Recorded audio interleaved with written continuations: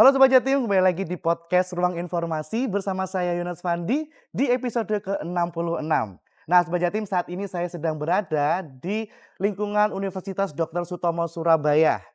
Nah, kali ini kita akan membahas sebuah inovasi yang keren banget. Kenapa saya bisa ada di Universitas Dr. Sutomo ini? Karena ada inovasi yaitu namanya Desa Mandira. Nah, pernah nggak Sobat Jatim membayangkan bagaimana wajah Indonesia ini jika semua desanya ini maju dan tentunya banyak sekali program-program yang penting untuk masyarakat desa. Nah, bukan cuma soal jalan bagus atau internet cepat, tapi juga tentang desa yang mandiri, inovatif, dan bisa jadi pusat pertumbuhan baru. Sekarang spesial bersama saya di sini sudah hadir Bapak Dr. Priyanto MM, Ya, Dekan Fakultas Ilmu Administrasi Unitomo. Selamat pagi Bapak. pagi. Dan juga ada Dr. Wiwi Harwiki MM, Direktur Pusparekraf Unitomo. Selamat pagi Bu. Iya, bagaimana kabarnya? Sehat selalu ya. Karena kali ini Bapak Ibu kita akan membahas detail tentang apa itu Desa Mandira. Oke. Yang sebagai tim saya sudah sekilas melihat dan memahami Desa Mandira ini tuh tidak hanya pembangunan infrastruktur itu ya Bapak ya, Ya. tapi juga pembangunan mindset bahwa desa ini tuh sekarang harus saatnya untuk maju. Nah, kita mulai dulu dari pertanyaan dasar Pak. Sebenarnya apa itu Desa Mandira? Iya. Desa Mandira itu sebetulnya adalah sebuah konsep atau gagasan bagaimana membangun desa dengan melalui 3 pilar. Pertama, harus ada kemandirian, harus ada inovasi, dan dampak terakhir kita berharap pada sebuah kesejahteraan. Dan kemandirian itu sendiri menunjuk pada keswadayaan yang didorong muncul dari warga desa itu sendiri, ya. Kemudian di situ akan terjadi dari tidak mampu menjadi mampu. Jadi yang sudah mampu menjadi lebih mampu lagi, dari skala yang kecil menjadi yang besar, dari pertumbuhan ekonomi yang rendah menjadi yang tinggi, dan yang terpenting di situ adalah basicnya kita menggunakan pendekatan bagaimana sumber daya manusia kita dorong untuk melakukan itu. Bukan padat modal, bukan gerakan-gerakan infrastruktur. Nah, oleh karena itu bukan sekedar memampukan, tetapi membuat mereka mau melakukan. Yang selama ini mungkin apatis, menjadi merasa penting untuk terlibat. Ya, kemudian yang mereka biasanya merasa itu bukan urusan saya, sekarang Iya. mereka merasa bahwa itu adalah urusan kami. Udah Nah, berjalan berapa lama Bapak? ini kurang lebih embrionya sudah 3 tahun. 3 tahun. Karena Oke. saya tahu ini kayaknya muncul karena ide dari Originalitasnya original Pak Apri, makanya ya. itu. Ya, Itu ya, sudah ya, berjalan ya, lama ya. dan tentunya juga bisa diceritakan lagi Pak tentang Ya, kemudian inovasi itu sendiri adalah sebuah metode yang kita harapkan. Kita percaya bahwa inovasi-inovasi itu akan membuat mudah, membuat cepat, membuat menarik. Dan yang terakhir, dampaknya adalah kesejahteraan itu sendiri yang kita cari. Karena banyak peningkatan-peningkatan itu menimbulkan ekses-ekses lain. Karena apa? Sebetulnya karena dampak itu tidak bisa dirasakan. Di mana rakyatnya menjadi bahagia, rakyatnya menjadi senang tinggal di desa. Walaupun kemajuan desa itu luar biasa, tetapi kalau dia lalu pergi ke kota, untuk apa? Gitu iya, ya. Kira-kira betul. begitu ya. Dan juga ini kan melibatkan mahasiswa ya Bapak ya. Oh iya. Iya, karena kan kita yang seperti kita tahu orang dari desa pinginnya ke kota. Ya. Terus kembali ke desa cuma hari libur lebaran aja terus balik lagi ke kota. Nah, ini harapannya dengan ada Desa Mandira ini Ya. mahasiswa-mahasiswa yang udah sukses di kota itu bisa membangun desanya sendiri. Nah, Ya. itu kita yang berusaha mengubah mindset seperti itu. Nah, berarti memang menarik banget Pak. Jadi nggak soal cuma pembangunan fisik, tapi juga tadi mindset dan kolaborasi yang dibangun. Ya.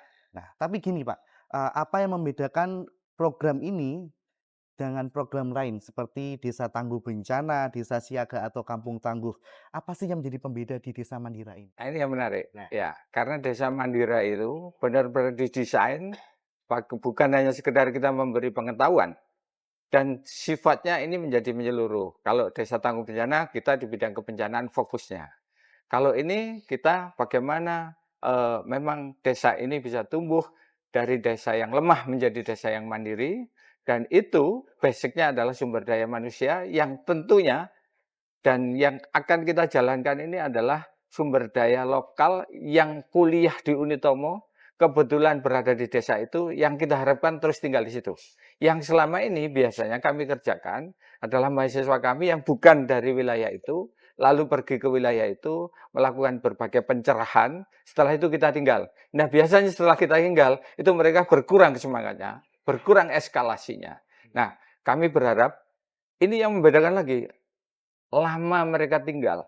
Karena mereka sesungguhnya adalah warga lokal yang ada di situ, yang kebetulan kuliah di Unitomo, ya. Seperti kasus di Probolinggo. Karena kebetulan ini kemauan Pak Bupati juga. Mereka mengirim lebih dari 200 mahasiswa. Padahal mereka akan mengerjakan yang telah ditetapkan 100 desa wisata. Kalau itu 200, berarti rata-rata setiap desa 2.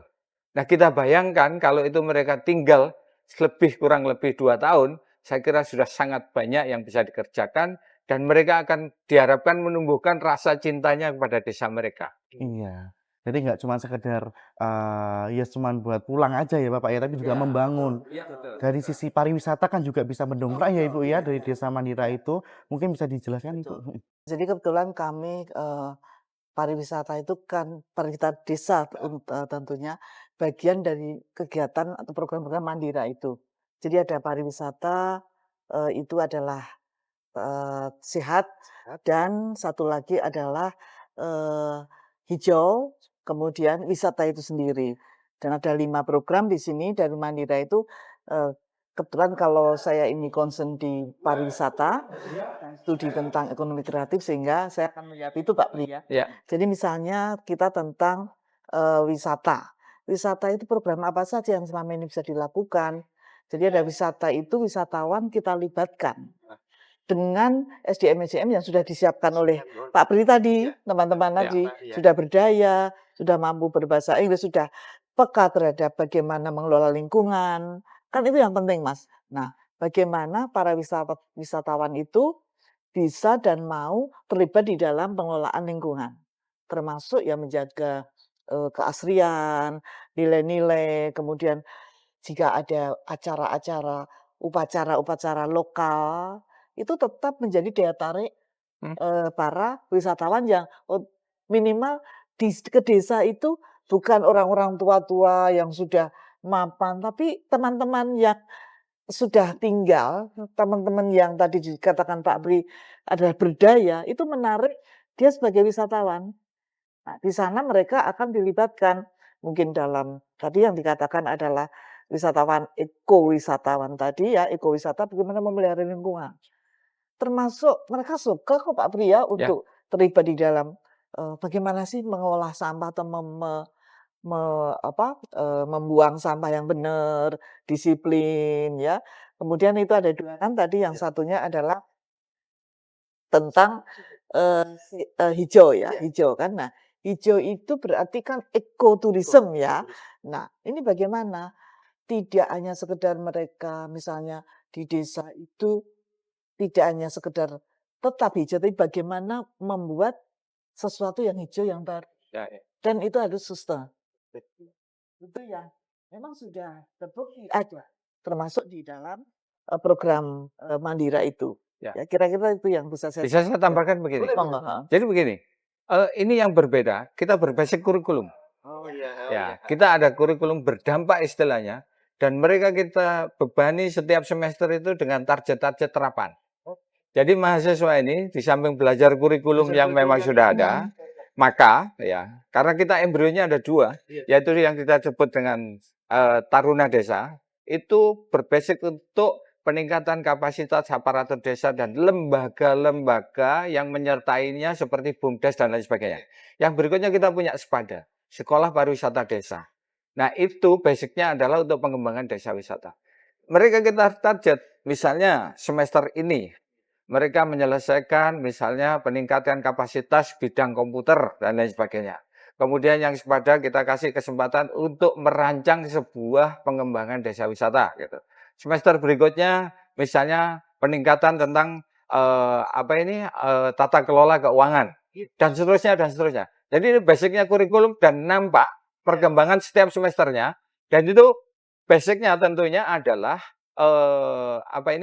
sesuai dengan kondisi desa itu.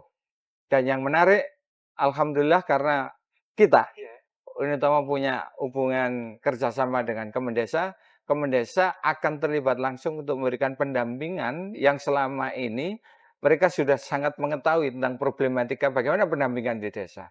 Saya kira ini harapannya menjadi kerja yang kita sebut dengan kolaborasi, multi collaboration ya. Ya, ini bahasanya walaupun sebagai contoh ya, kita memiliki programnya di Probolinggo, tentu ada pihak swasta, ada media yang sudah menyatakan terlibat itu dari Time Indonesia, dari Kemendesa, tentu jauh akan lebih menarik ketika nanti dari unsur Pemprov akan berada di sana. Saya kira mudah-mudahan ya, secara konsep kita berkeyakinan ini akan jauh lebih berhasil. Karena ketika kita satu item saja di Kota Batu yang sekarang telah berhasil, mereka ditetapkan oleh Kementerian Kementerian Pertanian yang disebut dengan P4S. Nah, itu adalah mereka akhirnya menjadi salah satu kelompok yang dinyatakan telah mampu menjadi lembaga pelatihan secara swadaya. Itu awalnya binaan kita, gitu ya. Luar biasa Nah, itu 3 tahun yang lalu itu. Iya. Ini berlangsung sampai sekarang. Dan sekarang fokus di pariwisata dan anggrek sekarang, gitu kira-kira. Jadi itu yang mungkin bisa kita tambahkan Pak Pri ya. Tadi Pak Pri mengatakan ada multi stakeholders. Nah, kalau biasanya Mas Faldi atau teman-teman dengar itu kan ada 5 yang disebut pentahelix itu ya. Nah, itu ada satu lagi mungkin para pelaku bisnis juga dan akademisi Pak Pri ya. Nah, ini memang kolaborasi yang sangat solid dan menyatu sehingga program-program Mandira itu tadi bisa terrealisir lebih cepat, lebih implementatif dan tentunya akan kalau lebih cepat dan implementatif maka tujuan akhir sejahtera itu lebih cepat tercapai. Kira-kira itu. Jadi yang ngajar ini bukan sekedar akademisi saja, tapi juga para praktisi, pelaku pariwisata di Batu kan gitu Pak Pri ya. Nah, Betul. jadi ini Iya, kolaborasi. tadi Ibu juga menyampaikan kan tadi seenggaknya mahasiswa-mahasiswa yang binaannya Pak Pri tadi ya, itu tadi itu seenggaknya bisa menggali potensi desanya masing-masing itu. Karena supaya bisa mewujudkan desa Mandira tersebut. Nah, untuk saya penasaran Pak, bagaimana kolaborasi desa Mandira ini bila bersinergi tadi yang Bapak bilang dengan pemerintah Provinsi Jawa Timur. Kira-kira apa yang akan terjadi kalau memang ini sinerginya bagus banget dengan pemerintah provinsi? Saya membayangkan ini sebuah kolaborasi yang sangat dahsyat ya. Iya, Karena iya. selama Pasti ini, membayangkan ya, ya, karena secara selama keras. ini baru dilaksanakan oleh kampus, kita telah berhasil ya membuat berbagai macam ya proses keswadayaan itu kalau di Batu yang mereka akhirnya muncul sebagai kelompok swadaya yang mampu menyelenggarakan sebagai pelatihan swadaya dan itu dilegalisir istilahnya diakui oleh kementerian. Kemudian barusan kita juga melakukan satu bidang saja di Selo awar-awar kita membuat sebuah inovasi namanya sistem common server desa yang disebut dengan Siskordes. Siskordes. Ini adalah sistem yang dibangun oleh kita, Unitomo, khususnya untuk penanganan bencana, khususnya tsunami yang ada di sana, dikaitkan dengan wisata, agenda wisata yang rutin. Kebetulan ada agenda melasti dari mereka-mereka yang dari Bali melakukan upacara itu. Dan ini telah berhasil, kemudian karena keberhasilan itu, kita diundang di konferensi tahunan peringatan tsunami Aceh 20 tahun ya. di bulan Desember lalu ya Bu. Ya, Kira-kira begitu. Jadi mungkin kami tambahkan Siskordes itu sebuah sistem yang kebetulan lagi kami menang di hibah Trisakti sebagai pengabdian masyarakat. Nah, ini yang menginisiasi dari kampus kami. Kemudian karena dibiayai hibah dikti maka muncul di jurnal, muncul di conference. Salah satunya kami diundang di Aceh tadi. Nah, di Aceh kan International Conference, Mas. Begitu kami presentasi dengan Ibu Rektor, banyak sekali yang berminat untuk melihat operasionalisasi Siskordes ini, Mas. Sampai-sampai karena itu memang sudah bisa dipakai, Mas, sekarang. Jadi melihat lebih dini ketika potensi bencana itu terjadi. Nah, ini Mas, tidak hanya sekedar itu, tetapi melibatkan masyarakat. Ya. Ini yang lebih nilai tadi, value-nya itu adalah bagaimana keterlibatan masyarakat ya. Ya, jadi kita mendapat poin karena community base Ya, itu yang garis betul. bawahnya itu. Poinnya Dan itu, Mas. sekarang kita akan kembangkan berbasis community base juga penanganan logistik bencana sedang kita rancang. Iya, betul. Dikarenakan biasanya kalau bencana terjadi ya, pengalaman kita terlibat di Semeru, kita yang mau nyumbang itu repot. Kita kumpulkan, tahu-tahu kita bawa ke sana sudah terpenuhi. Ya, waktunya lama, kemudian tidak tepat jumlah, tidak tepat sasaran. Nah, ini kita sedang mendesain itu sebuah sistem yang lanjutan dari Syscordes itu. Kebetulan yang Syscordes sudah bisa diunduh di Operasikan, Play Store. ya. Ya, bisa itu sudah bisa dinikmati ya. Nah, itu kurang lebih sudah 1 tahun yang lalu. Iya, makanya program ini bisa luar biasa di luar Jawa Timur, apalagi kan di Jawa Timur ini desa mandirinya banyak ya Bapak ya. Bagaimana kalau misalnya ini tuh diimplementasikan di Provinsi Jawa Timur, pasti itu bisa masuk banget karena tadi sampai NTT, sampai mana-mana Iya, Iya, iya. Aceh itu sudah merencanakan waktu itu ya untuk pengoperasian, tapi dengan kesibukan kan ada beberapa ahli, Mas. Iya. Kebetulan lahirnya studi bencana itu di Unitomo, Jadi gitu di loh, Mas. Unitomo Nah, itu gitu. yang melahirkan Ikatan Ahli Bencana. Itu di sini. Nah, kebetulan kalau itu tadi bagaimana kolaborasi yang ideal dengan Pemprov? Luar biasa. Pasti dahsyat. Dikarenakan saya kira prestasi Pemprov yang saya melihat tentang bagaimana desa mandiri ini luar biasa. Kemudian dengan fokus kita ambil salah satu daerah termiskin di Probolinggo. Saya kira akan menjadi tantangan tersendiri, tapi saya yakin apabila Pemprov terlibat, fasilitasi, kebijakan, pendampingan, dan hal-hal yang bisa kita komunikasikan tentang kesulitan itu, menurut saya ini akan menjadi prestasi bersama. Target kami adalah ada perlawanan secara mental, orang Probolinggo merasa saya bisa, silahkan Anda pergi setelah ini. Nah, itu kira-kira. Kamu jangan lama-lama di sini, saya bisa. Nah, itu menurut saya salah satu keberhasilan daripada kita kasih mobil untuk mereka melakukan aktivitas, kita kasih modal. Kami pengalaman pemberdayaan pakai modal, padat modal itu dengan Bu Wi sering habis, lalu mereka tidak bisa mempertanggungjawabkan itu. Nah, ini saya kira justru kami menyebutnya sebagai pemberdayaan psikologis. Ini jauh lebih menarik gitu ya, karena mereka justru menyatakan saya bisa, silakan Anda pergi dan saya akan kerjakan sendiri. Ini tumpah darah saya. Itu yang menurut saya menarik itu ya. Kan kita mengingat ya Pak ya, di prestasi Jawa Timur ini tuh hingga tahun 2024 itu ada 4.019 desa mandiri. Prestasi Jawa Timur ini yang tertinggi di nasional. Nah, bagaimana kalau misalnya program ini masuk ke Dinas Pemberdayaan Masyarakat dan Desa punya pemerintah Provinsi Jawa Timur, saya yakin pasti desa-desa di Jawa Timur ini semua bisa maju ya Bapak ya, karena memang saya melihat program ini tuh bagus banget karena memang kita membinanya itu dari mahasiswa. Kita hanya nggak membangun jembatan, nggak membangun apa, tapi mengubah mindset tadi yang Bapak Ibu sampaikan. Iya, itu yang memang untouchable ya, tetapi kan tidak bisa diraba, tetapi bisa dirasakan, harus bisa melibatkan diri dengan lebih mendalam. Ya. Jadi ada sense of belonging of desa tadi, gitu kan? Ya kan? Ini kan ada cerita yang sangat menarik ya. Ketika ini berkembang di kalangan orang-orang yang ingin menjadi entrepreneur atau di dunia swasta. Jadi ketika diibaratkan ada sumur yang dalam, ada burung yang tangan dan kakinya patah, ya dia bisa hidup dengan dikasih makanan oleh teman-temannya setiap hari. Tapi setelah sekian tahun dia mengirim pesan, tanggal bulan sekian Anda jangan mengirim makanan untuk saya, karena saya ingin bisa cari makan sendiri. Satu pelajarannya, bahwa untuk menyatakan dirinya bisa butuh bertahun-tahun. Dan mudah-mudahan 2 tahun desain kita, masyarakat di Probolinggo akan menyatakan, kamu jangan lama-lama di sini, aku sudah bisa.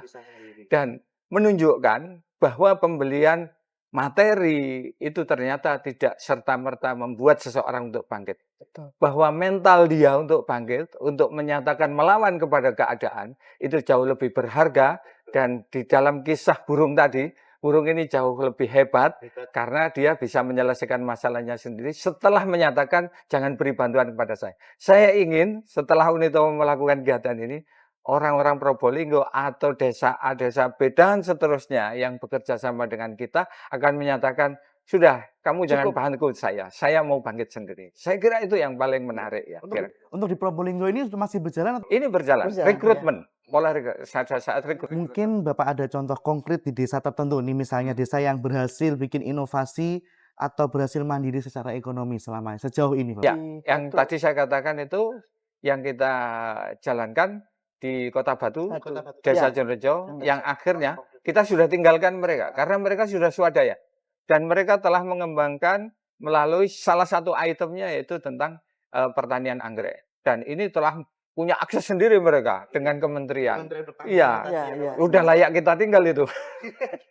Nah, ini mungkin untuk pendengar ini Pak, Sobat Jatim, jika ada yang penasaran nih kalau misalnya ada desa yang tertarik ikut program ini, itu apa saja tahapan yang harus mereka lewati? Mungkin kan bisa melihat dari Batu, bisa lihat dari Probolinggo, oh ini kok program ini keren banget seperti itu. Nah, mungkin bisa dijelaskan Bapak?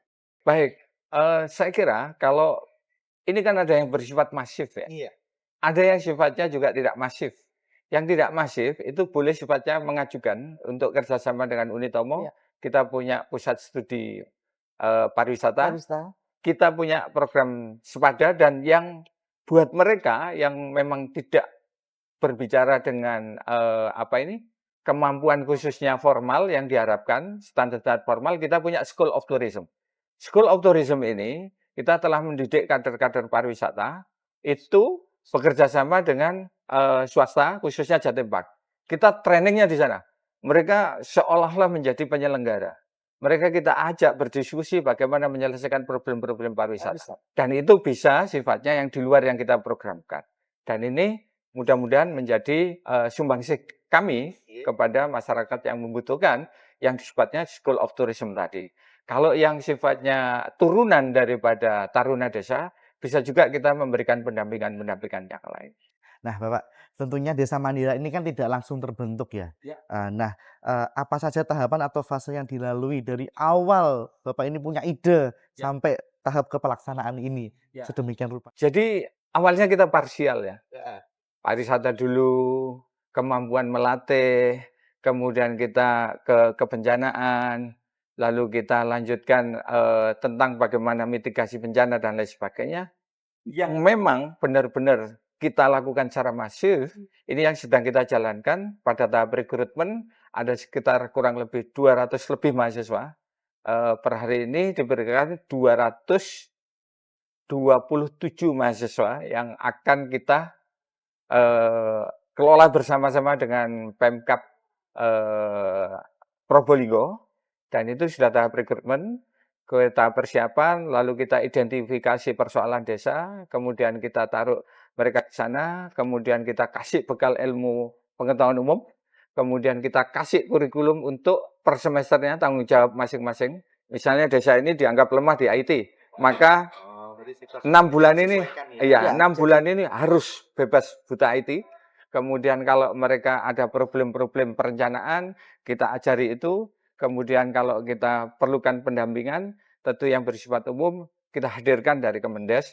Dan yang tentu tidak boleh ketinggalan dari Pemprov akan jadi mitra kita, gitu ya. Jadi mungkin bisa kami tambahkan Mas Faldi bahwa karena memang ini harus menjawab kebutuhan desa, sehingga yang kita gali adalah potensinya desa itu yang bisa kita kembangkan apa, kan gitu ya.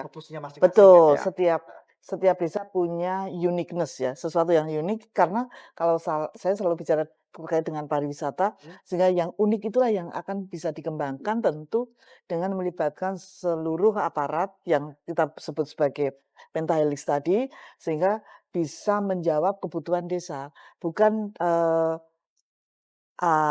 dari atas ke bawah, tapi bottom up kan, kebutuhan dari bawah itu apa dulu, Ya. sehingga bisa dirumuskan betul gitu. Nah, kemudian kalau kita kaitkan dengan hal lain karena Probolinggo itu adalah tadi salah satu dipetakan itu adalah desa miskin ya, sehingga dan tanggapan dari Pemkabnya kan bagus. bagaimana yang ketiga tadi ya, sejahtera tadi. Iya. Nah, dalam rangka mencapai tujuan sejahtera lebih cepat tadi, lah inilah yang kita tangkap. Ternyata mahasiswanya, aparatnya, kemudian, infrastruktur yang ada di sana, Iya. itu bisa kita manfaatkan betul gitu, Mas Waldi. Nah, tentu saja kita tidak hanya menoleh pada karena kalau bicara tentang PSBL, Pusat Studi Bencana dan Lingkungan, ini bisa kita kembangkan lagi, Mas Waldi. Kenapa? Berdasarkan bencana itu kita bisa kembangkan jadi sebuah daerah wisata. Dari bencana Iya, oke, nah menarik sekali, Bu, itu itu bisa yang lebih Jadi menarik lagi, begini, heeh. pariwisata dan bencana itu jadi satu. Iya, Iya. satu Kalau kita ngomong volcano ya, iya, heeh, kita ngomong Bromo.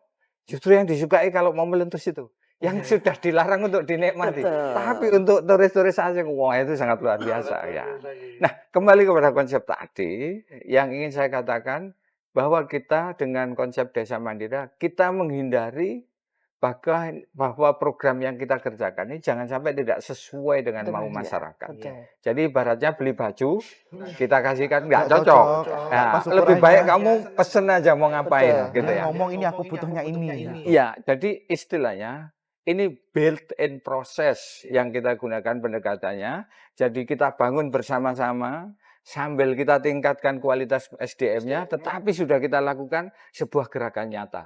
Itu memang ya satu pendekatan yang membutuhkan energi dan komitmen yang luar Itu biasa. Juga riset-riset juga kan Bapak Ibu ya, riset ini misalnya desa A, oh ini lebih butuh ke ini nih, apa lebih butuh ke ini A, ke B kayak gitu kan. Jadi terfokus. betul, menjawab betul-betul yang diinginkan oleh desa tersebut sesuai dengan unit dan potensi desa bersangkutan. Ya ini keren banget Bapak, nanti mungkin kalau ada video nanti bisa Iya. ditampilkan Boleh. biar masyarakat Sobat Jatim juga tahu, oh ini loh implementasi desa Mandira ini di Iya. desa-desa seperti itu. Baik. Nah, nah ini Pak, sekarang kita masuk. Kan pasti nggak mulus ya, tantangan nih. Ya. Nah ini tantangan terberat selama tahapan itu biasanya apa? Dan pasti ada solusi dan cara untuk mengatasinya. Iya, begini. Di desa rata-rata itu butuh contoh. Role model. Rata-rata ya butuh contoh atau disebut dengan role model. Ketika kita memulai, biasanya mereka agak apatis. Tapi ketika kita sudah bisa mewujudkan satu saja, ya, baru mereka berbondong-bondong. Saya minta diajari, saya minta ini, minta itu. Ya, padahal kita jadwal sudah tersusun. Nah, problemnya kalau kita tolak, mereka menganggap kita tidak memperhatikan AB. Itu juga bahaya. Jadi membutuhkan seni bagaimana kita bisa istilahnya ngomong mereka ya. Maunya bagaimana, awalnya tidak tertarik, sekarang jauh lebih tertarik. Sementara kita belum menyiapkan yang dia mau itu gitu ya. Dan itu rata-rata di desa begitu ya. Apalagi kalau kita menggunakan sebuah inovasi yang sifatnya sederhana, buat mereka langsung Sesuatu. mengatakan, kalau itu aku sudah bisa. Padahal banyak hal yang bisa kita lakukan. Misalnya, kalau itu masyarakat pertanian, lalu kita akan melakukan sebuah inovasi di bidang pangan. Biasanya mereka, kami sudah bertahun-tahun seperti ini, ya gitu. Ya, betul. Tapi ketika itu sudah kita lakukan dan berhasil, mereka berbondong-bondong minta didahulukan. Nah, problemnya kita tidak mungkin melakukan secara bersamaan. Nah, oleh karena itu, untuk mengatasi itu, sekarang kita lakukan pendampingan ini selama kurang lebih 2 tahun itu. Kalau biasanya kan kita hanya berhitung bulan. Tidak mahasiswa melekat di situ, karena kebetulan mereka kita bekali dari kampus, lalu datang ke sana. Nah, ini kan mereka memang orang situ. Ya, Dan betul. ini akan menjadi pintu bagaimana mereka bisa membangun daerahnya, karena dia dibekali dengan pendidikan. Ingat, banyak di antara mereka kan yang beasiswa KIP, yang rata-rata, mohon maaf, secara ekonomi sebenarnya tidak bisa melakukan peningkatan atau meraih pendidikan Pendidikan lebih ini. tinggi. Nah, pendidikan ini kita harapkan memang merubah mindset mereka. Saya selalu katakan, terutama di VIA, percuma nilai kamu bagus, tapi kalau akhlakmu buruk. Nah, jadi akhlak yang baik itu buat kami sudah menjadi bagian dari keberhasilan. Modal. Nilai tidak terlalu bagus, kalau mereka menyatakan silahkan Anda pergi, saya bangun sendiri desa saya, menurut saya itu keberhasilan gitu ya. Itu ya, istilahnya secara psikologis mereka telah meningkat drastis gitu ya menurut saya. Keren ya, di kurikulum bahkan di kurikulum ada apa part khusus loh buat Ya, Oh iya iya, betul memang betul itu betul. yang salah satu nilai lebih ya Desa Ya, Mandira betul. itu, sehingga mereka tidak hanya belajar teori di kampus, tetapi ketika mereka dibekali dengan hal yang bersifat implementatif pun itu match dengan desa yang mereka tinggali. Ya. Nah, ini kan sesuatu yang langsung menjawab kebutuhan mereka, begitu. Nah, tanpa terasa mereka akan menjadi bagian yang penting atau bahkan bisa mengajak orang lain ya untuk terlibat di situ. Tetapi memang itu butuh waktu, butuh energi dan memang ini akan selalu berkelindan dengan atau berbarengan dengan bagaimana cara berkomunikasi dengan para stakeholder tadi. Nah, dan ini memang dinamikanya luar Mhm. biasa bagusnya, Jadi Mas. ini Heeh. contoh KIP, kalau tanpa dibarengi dengan gagasan Desa Mandira, Ya, sulit. Probolinggo juga tidak mengirim sebanyak ini. Iya, betul. Mereka merasa perlu dan yakin dengan kita adakan kurikulum tambahan yang memang basic-nya dampak-dampak itu. Mereka berkeyakinan. Maka secara sporadis ya, mereka dikumpulkan semua, dijelaskan ini adalah pintu kemajuan dan lain sebagainya. Dikumpulkan di kantor bupati, dijelaskan bahwa Anda harus maju bersama-sama, ini ada program. Baru mereka mau. Karena kalau kita jelaskan kuliah, kuliah, kuliah saja, biasanya kurang, Iya, atensinya kurang. Berarti harapannya juga buat mahasiswa tersebut bisa ini ya, apa, menangkap ilmu itu iya, benar-benar baik ya Bapak ya, buat membangun. Karena memang kan dia dikirim untuk belajar, untuk bagaimana cara membangun desa. Itu kan juga nggak mudah tadi Ibu bilang juga kan. Kita butuh skill komunikasi yang bagus ke Ya. desa. Kan itu juga penting banget. Jadi mungkin harapannya juga buat teman-teman yang lagi belajar ini bisa mewujudkan impiannya Pak Pri tadi bagus banget Ya, ya. ininya. Baik. Nah, Bapak, program ini jika berkelanjutan, apa strategi menjaga keberlanjutan Desa Mandira ini, terutama setelah pendampingan itu selesai? Ya, begini. Karena ini kan overlap ya. Ini angkatan pertama. Tahun depan ada lagi. Sehingga mereka akan terus-menerus sebetulnya. Tapi kita akan berpindah desa ketika kita anggap cukup atau mereka sudah menyatakan, pergilah dari sini, saya akan menjalankan sendiri. Tapi tentunya itu tidak bisa ditinggal begitu saja. Tentu kunjungan-kunjungan rutin. Karena kita punya kerjasama juga tentunya ini akan tetap berkelanjutannya. Kita tanam, kita rawat sendiri. Kalau kita tanam tidak kita rawat. Kadang dari sekian desa, itu pun yang berhasil tentunya tidak semuanya hanya langsung sekian persen berhasil, kecil ya. ya toh. Dan itu keyakinan bahwa kita katakan bahwa membangun ini tidak butuh waktu segera secepat kilat, ya, tapi membutuhkan jangka panjang. Ini juga perlu kita yakinkan kepada mereka. Biasanya mereka lelah, ya. Nah, persoalan kedua, jika mereka itu merasa desanya itu ternyata setelah dioplek-oplek ini tidak ada yang potensi gitu. Terus aku suruh apa ini? Mereka berpikir sudah aku kan sudah sarjana nih, aku pergi aja. Nah, kita ada solusi, pendekatannya adalah kita gunakan dengan inter development ya, antar desa itu ya. Kita gabung zona ekonominya. Bisa jadi desa A menyediakan ruang-ruang Penjemputan. yang mendukung dari desa B. Contoh ini kita lihat di desa tertentu membuat desa wisata lalu bagus, biasanya diprotes oleh desa yang dilewati karena hanya kena debunya. Oh iya iya iya. Kena debunya lalu dia protes, Iya. loh ini kejadian bener, lalu ditutup. Iya Kamu iya, cari betul. tempat sendiri. Ya, lalu ini yang kita sebut dengan harus berbagi berkah. Kalau mereka tumbuh, yang sini kita dorong supaya mungkin di kulinernya, di tempat oleh-olehnya dan lain sebagainya. Nah, itu menarik ibaratnya kan kita punya tempat bangunan resto di sini. Di depannya kan ada pemandangannya. Kalau dia bikin resto lagi mati dua-duanya karena tidak ada pemandangannya. Jadi Pemandangannya dibiarkan, ini dihidupi, kita berbagi. Nah, saya kira pendekatannya berbagi itu, berbagi berkah harus dilakukan dengan pendekatan antar desa di dalam development mereka sendiri kan gitu ya. Itu menarik gitu lah, karena dilihat zona ekonominya. Jangan dilihat zona potensinya saja, tapi zona ekonominya. jadi mungkin bisa kita tambahkan Mbak Pri, Ya. untuk, yang harus bisa saling mendukung secara ekonomi tadi, ini ada desa di Gresik Pak Pri, Hmm. kami pernah ya itu sampai turun yang namanya karena ini menjadi desa sengketa wisata. Jadi karena wisatawan itu, hanya tertuju pada satu daerah saja, sampai sekarang masih harus dimediasi, Pak. Mmm, mhm. Ya, heeh. Jadi sengketa wisata namanya. Kebetulan kami ke sana dan tidak bisa masuk ke desa itu, gitu ya. Nah, oleh karena itu kita melibatkan lagi dari, ilmu yang lain, ilmu hukum, kan gitu kan. Nah, kalau saya dengan Pak Pri kan hampir sama ya, dua-duanya ada di SDM, di pemberdayaan masyarakat desa, nah ini memang memerlukan ya tadi tidak hanya multi stakeholders, Mmm. tapi multidisiplin, Mas. Nah, ini yang membuat kami sebagai orang, kampus ini ada pengkayaan, Jadi kan begini, gitu ya? Mhm, kasus kayak di Batu, mhm. yang tumbuh kan sekitar Batu sekarang, Ya, karang pelosok bibirnya. betul, Orang nggak tahu kalau itu bukan batu, pokok betul. dianggap ke Batu. Batu, ya, ya. Image itu sebagai pendekatan yang memang berbasis bagaimana untuk keberhasilan bersama, itu harus difahamkan. Jangan sampai ego sendiri-sendiri, walaupun aku bisa, ini bisa, enggak bisa. Harus ada harmonisasi. Anggap saja, ya toh, kampus lah, pinter-pinter, masa semua jadi rektor?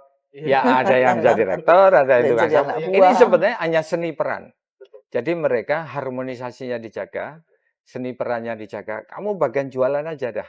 Kamu bagian ini, bagian ini. Nah, biasanya mereka itu tidak menyadari bahwa berkah itu bisa dibagi itu. Nah, biasanya mereka, tapi kan bagus ya, ingin menunjukkan aku bisa, yang Ya, ini ya, bisa gitu. betul. Tapi tugas kita adalah membuat harmonisasi itu. Saya kira itu yang harus. Iya, betul. Ya, makanya ada, istilah yang namanya orkestra itu kan terdiri dari beberapa, peran-peran ya yang berbeda-beda. Lah itu bisa menjadi bagus dan, enak enak enak untuk dinikmati, mahal lagi. Mhm. Tapi kalau flute sendiri, mereka pinter sendiri, nah Ya. ini kan tidak indah. Sama seperti, desa, yang kita, dampingi itu, Mas. Mereka harus sadar bahwa setiap apa yang mereka miliki itu bisa dilengkapi oleh yang lain dan memang harus dilengkapi oleh yang lain Ini gitu. ada contoh kasus, walaupun bukan desa, tapi itu wahana. Pengalaman kami.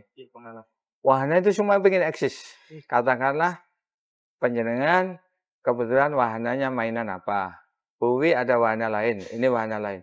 Pengen dilihat semua, lampunya diterangkan, kedip-kedip, musiknya dikencengin semua. Dan ini terjadi, cuman saya nggak mungkin menunjukkan di mana. Tapi saya punya pengalaman itu, ya yang saya katakan, itu akhirnya apa? Semua nggak dimaui. Ya Jangan karena sampai desa isunya A begitu, desa B begitu, kayak ini. Kenceng-kencengan suara, kenceng-kencengan ini, akhirnya orang tidak mau datang semua. Lebih baik saya ngalah dulu. Kalau lampu saya kecil, ketip-ketip.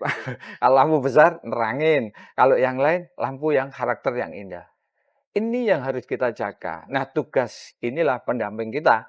Tentu Pemprov, ya, Pemkab, kita dan mass Kemendes. media. Media, Ya, ini iya. kan sangat Bagaimana membantu. kita membranding gitu Ya, ya. betul. Cari angle-nya seperti itu. Nah, oke Bapak Ibu, kalau boleh disimpulkan nih, apa pesan utama yang ingin disampaikan kepada Sobat Jatim, terutama anak muda, mahasiswa, dan pegiat desa terkait peran mereka dalam mendorong kemandirian desa lewat inovasi? Monggo Bapak. Baik. Para Sobat Jatim, saya ingin meyakinkan bahwa sebetulnya Indonesia itu indah dan kantong-kantongnya itu ada di desa. Bahkan saya berkeliling salah satu desa itu, saya menemukan satu desa itu ada 10 air terjun. Dan ini sangat luar biasa. Kemudian kami ingin meyakinkan bahwa dari desalah sesungguhnya stabilitas ekonomi, stabilitas Indonesia ini akan terjaga. Oleh karena itu, mari kita bangun dari desa dan banyak yang ajaib ketika desa ini kita gerakkan, kita tumbuhkan secara ekonomi dan kita sudah tidak perlu lagi berbondong-bondong pergi ke kota dan ini bukan omong kosong bisa kita buktikan secara bersama-sama. Oleh karena itu, apapun pendidikan Anda, apapun profesi Anda, jangan ragu kita membangun Indonesia dari desa. Saya kira itu yang ingin saya sampaikan. Jadi hanya sebuah moto yang saya tutup ya, bahwa dari desa, mari kita sejahterakan Indonesia jaya. Mantap. Terima kasih. Dari desa, mari kita wujudkan Indonesia Jaya. Baik, luar biasa Pak. Pri dan Bu Wiwi ternyata bukan cuman program kampus, bukan program pemerintah, tapi tentang semangat gotong royong, kolaborasi, dan keberanian dari desa untuk berinovasi. Betul. Nah, sekali Bapak, terima kasih Pak Pri dan Bu Wiwi atas waktunya. Saya mendapatkan insight yang luar biasa dari program Mandira ini yang menurut saya itu luar biasa banget karena bisa membina mahasiswa daerah untuk membangun desanya. Dan ini juga pasti buat saya dan teman-teman Sobat Jatim bisa jadi inspirasi. Kalau kita bisa berkembang di kota, kenapa enggak kita membangun desa kita? Karena luar biasa kalau misalnya kita lihat desa-desa ini masih semua, Indonesia ini pasti jadi luar biasa ya Bapak Ibu. Baik, semoga obrolan ini bisa membuka mata hati kita semua ya Sobat Jatim bahwa membangun desa itu bisa jadi panggilan hidup dan siapa tahu kamu yang mendengar ini adalah calon penggerak perubahan di desa kalian masing-masing. Baik Sobat Jatim, sekian podcast kami bersama dengan Pak Pri dan juga Bu Wiwi. Terima kasih atas waktunya. Semoga program ini berlanjut dan menjadi luar biasa dan bisa membangun khususnya di Provinsi Jawa Timur dengan ada beberapa kerjasama dengan pemerintah provinsi, pemerintah kabupaten. Dan akhir kata, Sobat Jatim, saya Fandi, Pak Pri dan Bu Wiwi mengucapkan terima kasih dan sampai jumpa.